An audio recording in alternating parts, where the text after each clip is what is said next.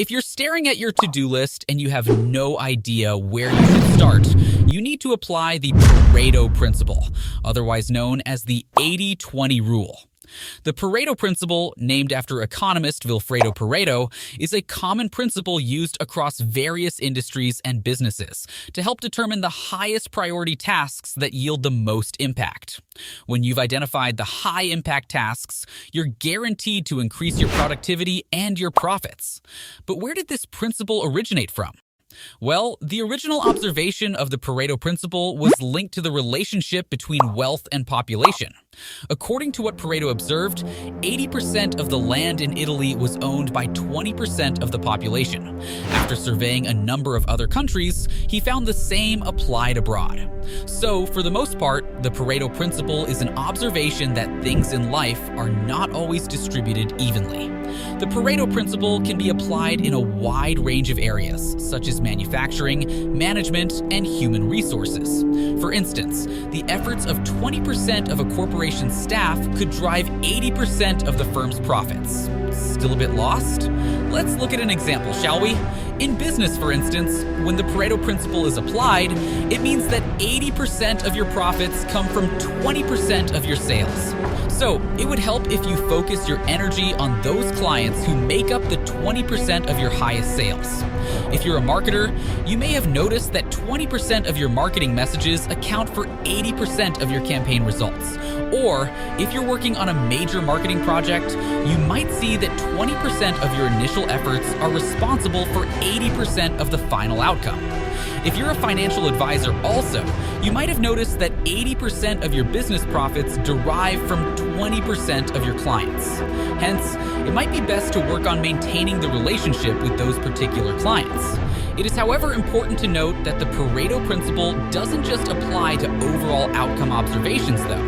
Instead, the 80-20 rule can be applied to nearly every part of your workday to help maximize efforts and productivity. You might be thinking, does this really work? Well, we have a live example of someone who did it and it worked, Steve Jobs. After Steve Jobs returned to Apple as an interim CEO in 1996-97, the company was facing serious struggles and teetering on the brink of bankruptcy. One of the main challenges was an overburdened product portfolio, which consisted of dozens of models across 4 vague categories: Macintosh, information appliances, printers and peripherals, and alternative platforms. All of this was happening in a commoditized market with intense competition and little product differentiation. Business Week even featured Apple's famous trademark on its cover with the headline, "The Fall of an American Icon." In the face of this mess, Steve Jobs surprised many observers and analysts with his actions to turn the company around. Rather than focusing on developing advanced products or striking deals, he did something both obvious and unexpected. Jobs recognized that Apple needed to scale down and focus on being a niche producer in the highly competitive personal computer business. He took several decisive steps, including persuading Microsoft to invest $150 million in Apple. He also reduced the product line to only essential models, cut out all peripheral products and printers, eliminated development engineers and software projects, streamlined manufacturing by moving it offshore, and directly sold products to consumers through a new web store. Jobs employed 80-20 thinking throughout this process. He knew that only a few products were generating profits, so he retained those and eliminated the rest. By reducing the number of distributors from 6 to 1, he focused on the most critical channels. This move saved Apple from bankruptcy and revitalized the company with renewed focus and energy. Even today, Apple's marketing strategy reflects 80-20 thinking. The 80-20 product portfolio. Apple's product line remains simple, with 4 main categories: iPhone, Mac, iPad, and Apple Watch, each targeting specific market segments. The 80-20 profitability. This focused product portfolio has allowed Apple to cut costs and boost profitability, making it the most profitable company in the world. And the 80-20 advertising. Apple's advertisements for the iPhone follow the principle of keeping the message simple and benefits focused, avoiding unnecessary clutter and appealing to the interests of the majority of buyers. By embracing 80-20 thinking and analysis, breakthrough results were achieved in Apple's business, and this approach continues to shape their success. So how can you embrace or use the Pareto principle to your benefit? Here's how to use the 80-20 rule to your advantage. In line with improving your productivity, if you are in charge of a team or overseeing a project, using the Pareto principle can help you identify your team's high-priority tasks. The 80-20 rule assumes that even if your team spends an equal amount of time on each task on the to-do list, only 2 of those tasks will carry the bulk of the results for the project. So, to apply the Pareto principle, you'll need to make a list of all tasks that need to be done to complete the project. Make sure you include everything on this task list. After making a list, consider which tasks will have the most significant impact on the project to give the highest results. Some tasks may seem small, but sometimes the smaller tasks have the most significant effect. Delegate these high-impact tasks to your team and worry about the other tasks later. You can apply the same concept to your own to-do list. Identify which tasks will yield maximum results and focus your efforts there. Similarly, in line with building the growth of your business, the 80-20 rule can help you make tough business decisions too. Maybe you have a list of projects for several different clients, but you're running short on time.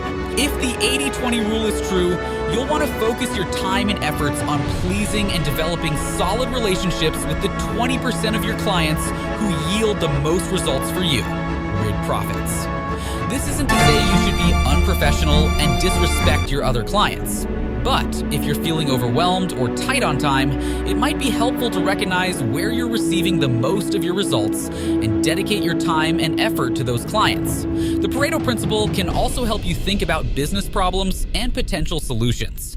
To apply the Pareto principle to help you solve your problem, think of all the possible solutions and work backward. You'll want to work on the 2 best solutions that solve your problem. Those who work with content marketing can also use the Pareto 80-20 rule to analyze the most effective posts. Discover their common characteristics and try to use them in upcoming content creations.